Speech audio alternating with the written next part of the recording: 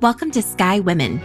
I'm your host, Dr. Carolyn Moyers, a wife, mom, and board-certified OB-GYN. This is a place to educate, empower, and inspire.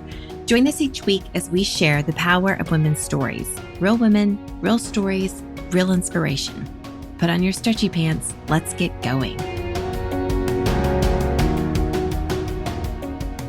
Welcome, Sky Women. Welcome back to another episode, and you are in for a treat today.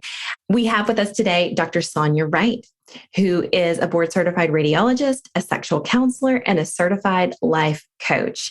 She is so well trained, and we want to hear all about this transition. But first, I want to read to you a quote from her website. Expressing one's sexuality and creating pleasurable sexual intimacy are both fundamental parts of the human experience. Negative emotions such as shame and guilt block us from owning our sexuality.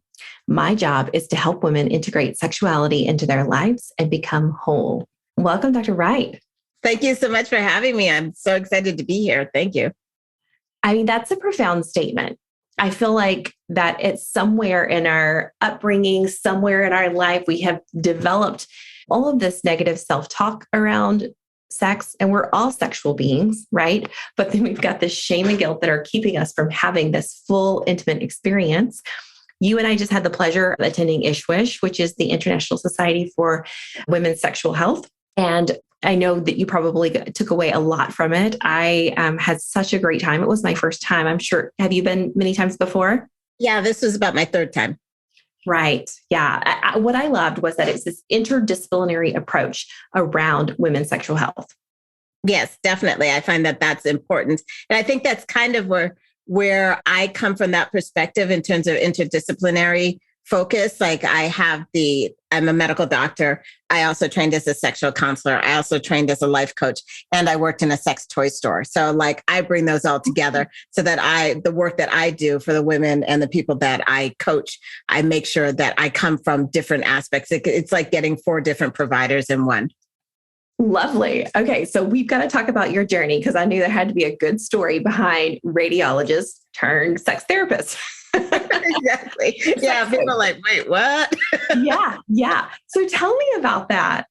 Yeah. So for me, it has several different parts that came together, right? So one part was that I started training as a physician life coach back in 2016. Well, a little earlier, and I started working as a physician life coach in 2016. So I was already doing the life coaching side of things while I was doing radiology, because I wanted to make sure I could be there for physicians as they're juggling all the demands in their life.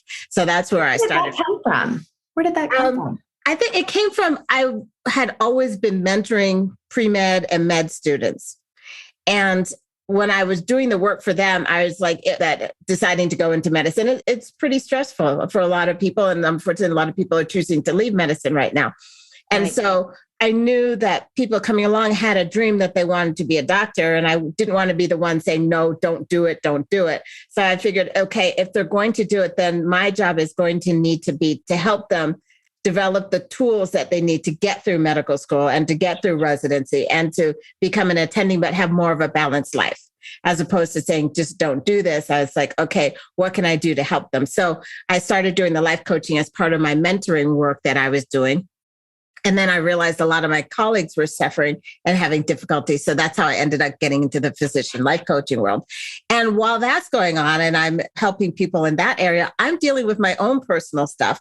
And I was essentially in a sexless marriage, which is a relationship where you're having sex like 3 or less times a year. Then that kind of, you get it divided. So the sexual intimacy wasn't there.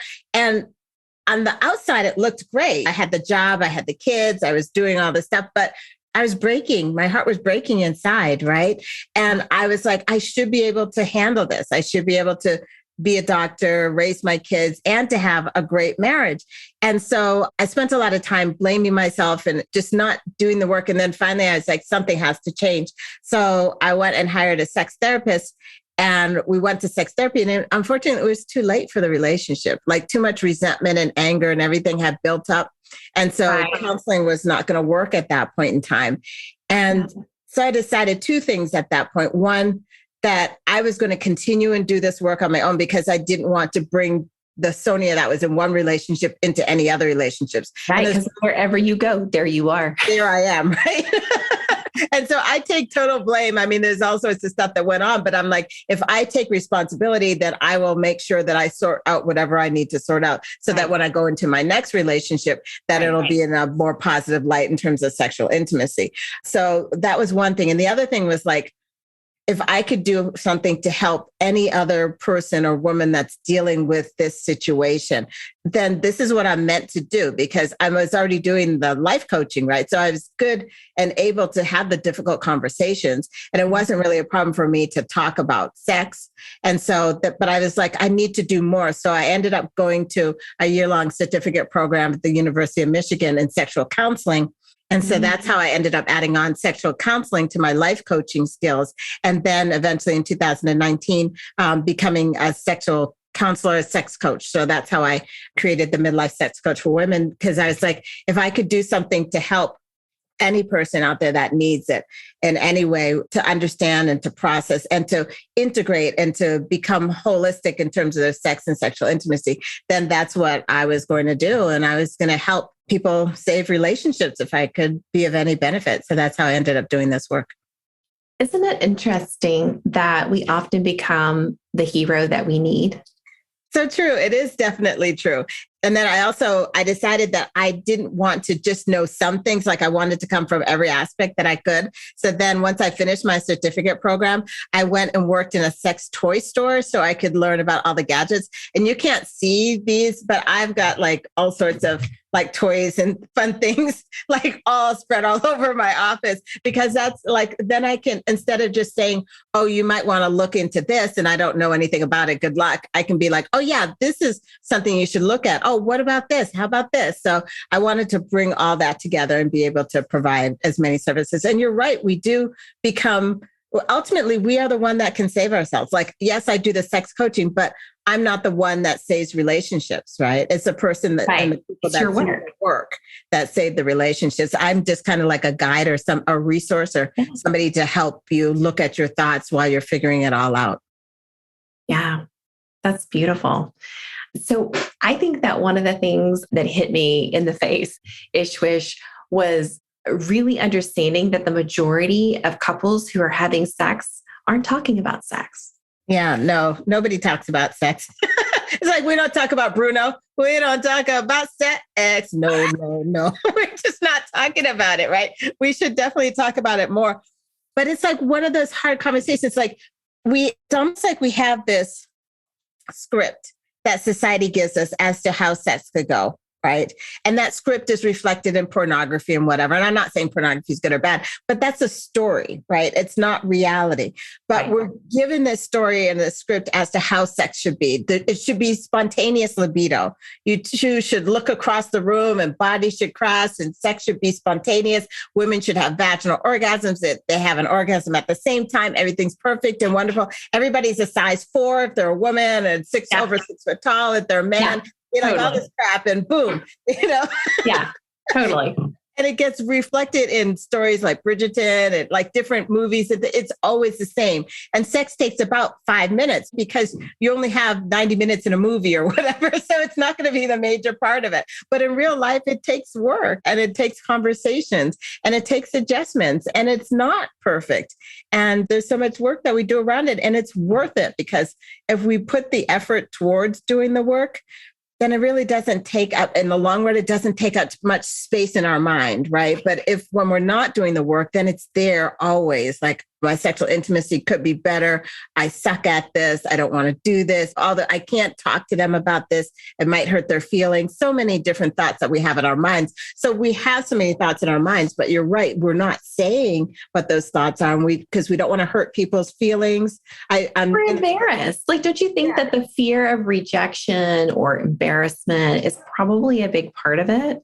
It definitely is. Yeah. But you have to become vulnerable, right? To talk about sex and sexual intimacy. So you do need to be in a space where you feel safe enough. And I talk about the zone of sexual safety. So you need to create this environment that you feel safe enough to be vulnerable to talk about what it is that you need to talk about. So yes, definitely there is that aspect of it.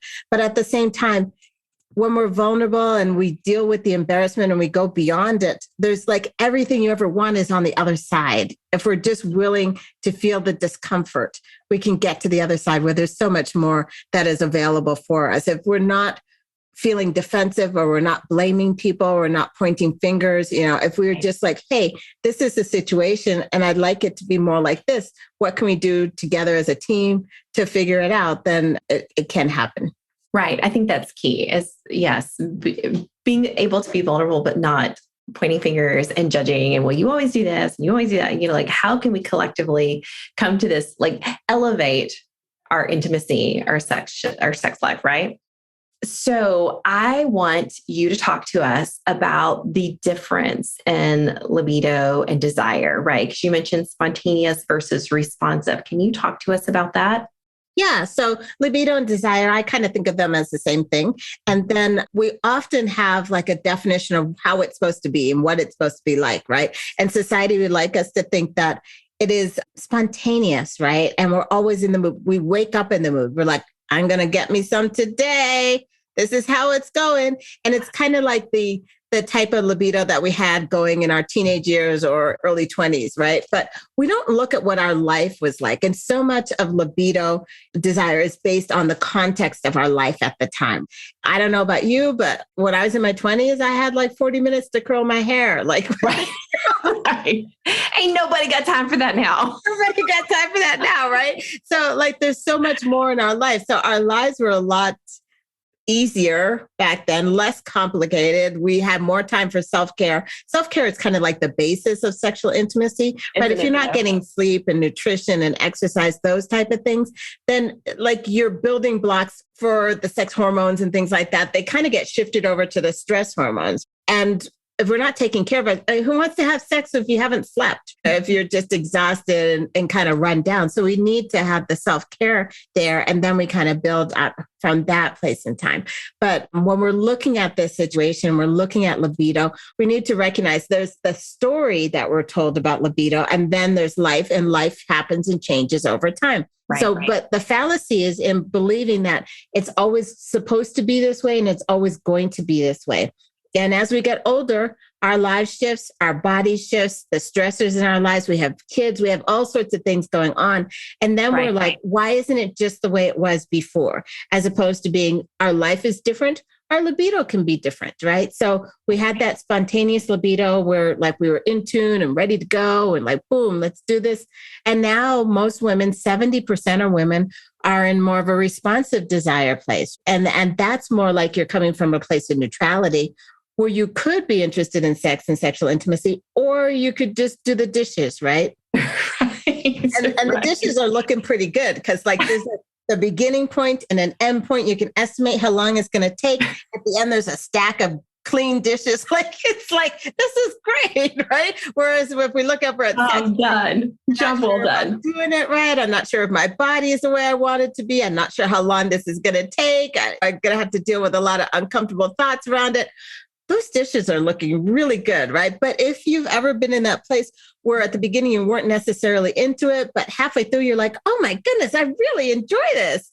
Yeah. I really like this. And why don't I do this more often? If you keep thinking, why don't we do this more often? Then you're probably in a responsive libido kind of place where you still have a libido. It just looks a little different than it did before. And that is okay. Right. Totally okay. And I think that the story that we tell ourselves about sex is that, like, as Kelly Casperson always says, you are not broken. I think that so many women are seeing this or hearing this through media and all of the things, and they think that it's supposed to look one way. But whenever they take a step back and could really look at their life, well, you've been married for 12 years and you've got 2 kids now and a mortgage and a job and like all of these things that weren't there in your 20s. Of course, it looks different now, right? And our energy level changes and our body changes and how we think and feel about our body has changed, And that's okay. Yeah. Totally okay. So, as you were saying that, I was thinking because I recommend to all my patients Rosie, the awesome app for sexual wellness, because it is chock full of short bits of really great information. It also has like little erotic stories. And so, just out of curiosity, the other day, as I was thinking about going to Ishwish, I was like, you know what? I haven't even looked at that app in so long. I'm going to pull it up and see what's going on. And I listened to one of the short stories about like everyday life. And it was, again, around doing the dishes. Was she going to do the dishes or was she going to have sex with her husband? And I was like, this is my everyday life. So having it like normalized, having a place that not only provides excellent evidence-based facts about sexuality, right? But also to have a place to normalize the stories around intimacy, I think is pretty phenomenal. And then I learned at the International Society for the Study of Women's Sexual Health that you're coaching within Rosie. That's so true. Tell us a little bit about that partnership. Well, I love that partnership because for me, it's about getting the word out, getting this information out that we can change our lives. We can change our sex lives, right? We do need to do the work. And it seems like, what? We're going to just look at our thoughts and then we're going to change. And like, I don't know if it's going to work, but it actually does work because it's based on cognitive behavioral therapy, right? And so what we're doing in the coaching that I do in my program or with Rosie or wherever is basically looking at the overall situation, what's going on in your life right now around sexual intimacy, and then looking at what are your thoughts around it and how those thoughts are impacting how you're feeling and how your actions are showing up. Basically. And then we kind of, once we identify what's going on, so often people don't want to look, so they can't identify the thoughts and the feelings that are happening. Once we identify those things, then we do like this shift over and we can change them around. And if we change our thoughts and the feelings, we will change the actions and we can get to that place where the sexual intimacy can look different than it does. So yes, I work with Rosie on their sex coaching platform as well, and to make sure that that is available in groups and individual coaching for women across the country, so they don't have to worry about like if there's not a sex counselor or a sex therapist nearby, they can still get some place where they can talk about things and figure out what they can do to make things better. Well, don't you think that that might be a barrier for, especially for somebody in a small town where either they don't have a sex therapist or they're worried about going because then everybody's going to know that they've gone to the sex therapist? Exactly. So it's in the comfort of your home, and we have it day and night. You know, we have different sessions, group and individual stuff available as well. So yeah, they can just stay at home and they can get whatever that they need. Definitely. That's amazing. So one of the lectures that I really enjoyed at the conference was around pregnancy and postpartum. And I know that your niche is really midlife, which, how do you define midlife? I mean, I let the women define it for themselves. Like I'm not going to come up and say that you're midlife or not. I'm like, if this resonates with you, then come here, come join me. But I have women of all ages that listen to my podcast and that are involved in my groups and get my weekly newsletter and things like that. So it's just, I don't know, if you want to listen to what I have to say, then come on. I'm not looking at my youngest client, I think was 21, and my oldest client is 74. So midlife is like, whatever you diverse, like on either end, then like it might be midlife, you get to define it. You get to define it. I love that. Well, so I know they have this great new platform as they're working through some of the new research on pregnancy and postpartum and sexuality. And obviously, we have hormone changes, we have fatigue, we rarely get a good night's sleep. So sexuality after baby is very different, right? And some of the issues that they talked about were like avoidance, fear of pain, hypervigilance, concern about pain. But I think that the catastrophizing was kind of the biggest piece of like predicting if somebody was going to have pain and discomfort 3 months postpartum. So can you kind of talk to us a little bit about like that stage of life and intimacy in that stage of life? Yeah. So unfortunately, I didn't get to listen to that specifically, but I do have a lot of people that come to me postpartum or a year or two out, and they're trying to figure out, how can I do this thing of being a new mom or relatively new mom or mom or parents that have kids like under 10 or 8. A lot of times women that have kids under 3, where they're definitely being touched out, they might have a breastfeeding baby and then they have a toddler running around and they're exhausted and tired to begin with. And then they've got the hormonal changes on board, they're breastfeeding. Like in so many ways, in a lot of ways, like postpartum breastfeeding women, they sound like they're having similar things that menopausal women do. Like 100%. They're all up night and day, both of them, right? Things with their vagina is dry. Yeah. They're dry, right? There's so many different things that are happening at the same time that kind of reflect it. So the first thing for your listeners to understand is that this is going to come in waves, right? Yes. And I think the first major wave is around the time of the postpartum and the becoming a new parent type of thing. I think that is as one of the first ways where you have to really look and see what's going on.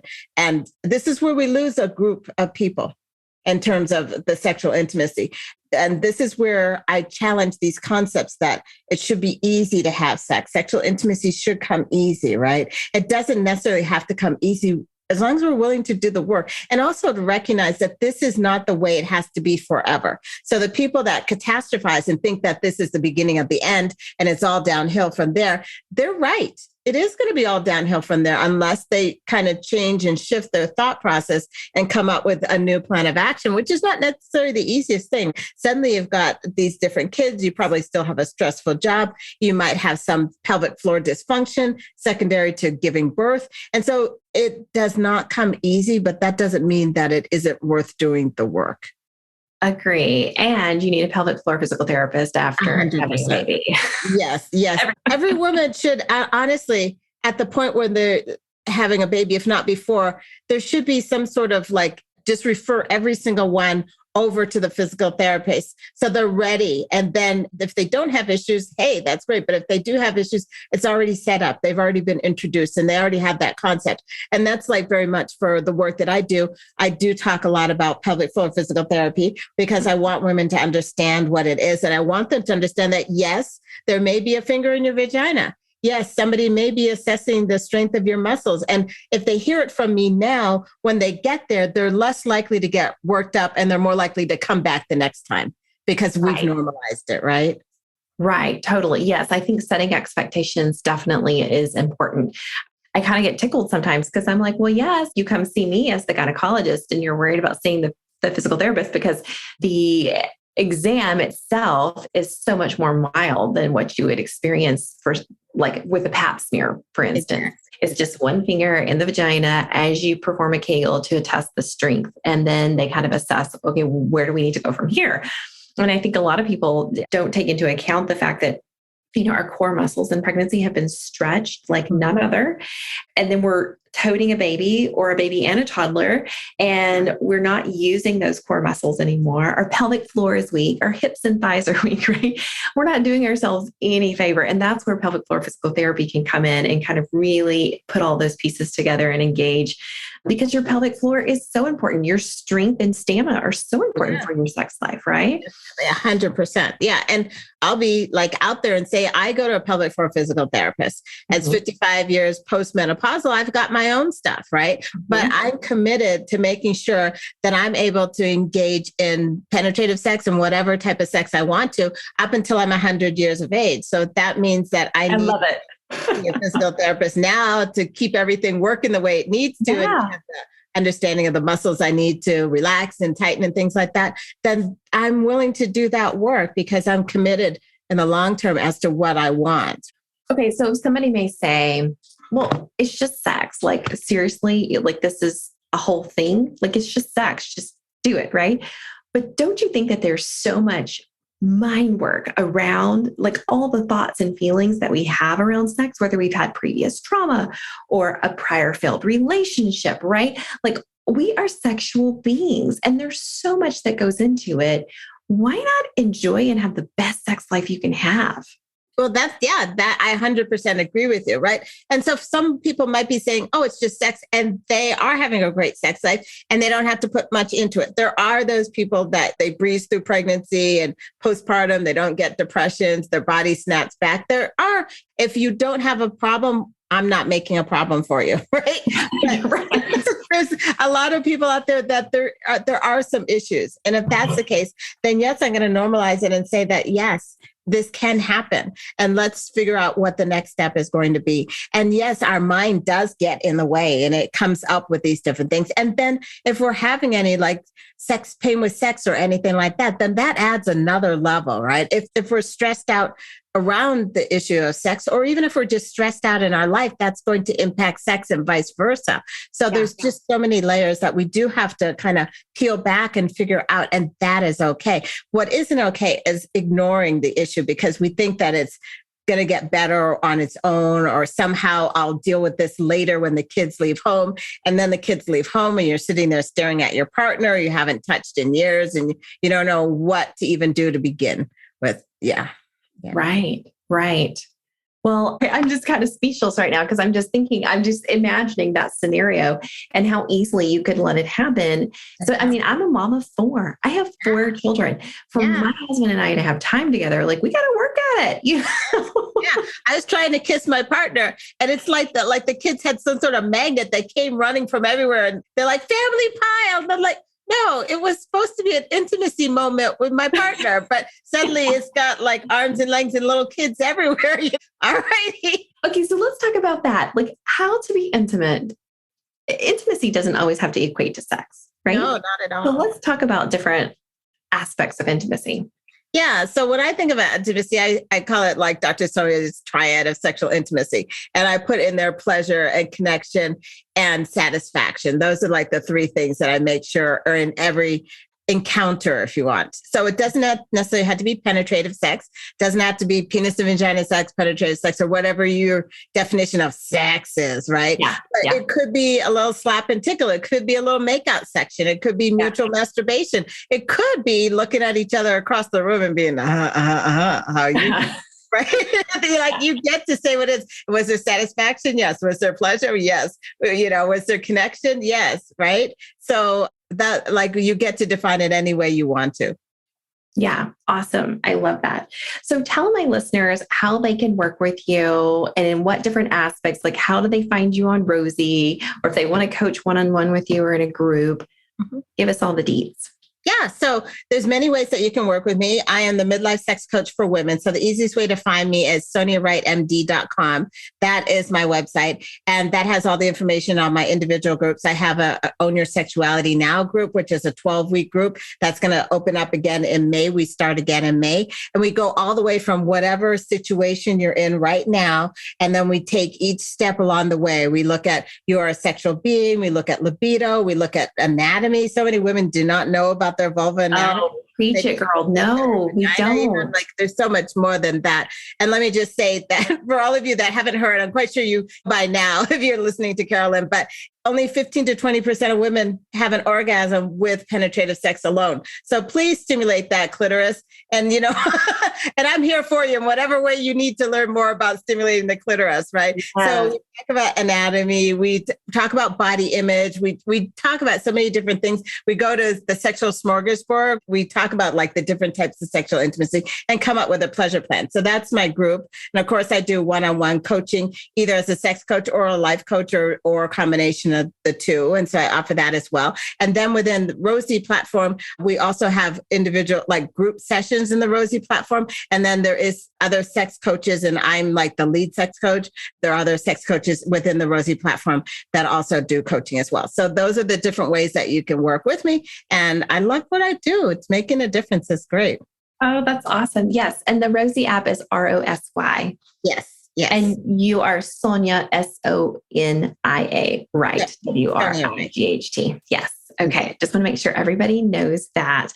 Okay. One of the best quotes I heard at Ishrush was only men have vaginal orgasms. Yeah, exactly. Consistently have the vaginal orgasm. It's a man. Like the rest of the women, please understand that you need your pleasure. We're taught, if we're taught at all in sex ed classes, we're taught that boys have penises and girls have vaginas, right? And that's not specifically true. The analogous organ to the penis is the clitoris. Like your focus is in your pleasure zone is in your clitoris, right? And in your vulva, which is so wonderful, right? Of course, we're not going to put thousands of nerve endings in the vagina. like a football comes out of there. When you give birth to a baby, if you have all your nerve endings in there, that's going to be excruciating. The population is going to die off really rapidly. You might do it once, and you're never going to do it again, right? So that's why it's in your clitoris and not in your vagina. And so we do need to let women know that to stimulate your clitoris and have fun with it. Yes. Yeah. Great advice.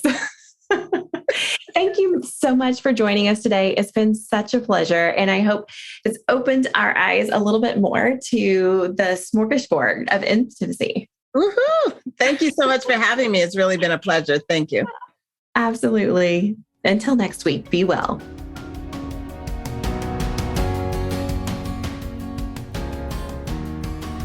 All right, Sky community, thank you for listening to another episode. This episode was sponsored by Sky Women's Health. As a reminder, we're in the Dallas-Fort Worth area, and we help relieve back pain and pelvic pain in pregnancy and beyond. If you are pregnant and having pain and you feel like you have no reliable way to relieve it, look us up at skywomenshealth.com, request an appointment, and we'll call to get you scheduled. As a board-certified OB-GYN with a neuromusculoskeletal medicine fellowship, I help you realign with hands-on drug-free treatment and relieve pain on the spot without medication. We'll help you maintain these results through your pregnancy and postpartum period. Every pregnant person deserves this, and we are so excited to serve you. You can find us on our website, as mentioned, or on social at Sky Women's Health, or you can call the office at 817-915-9803. That's it for today. Until next week, be well.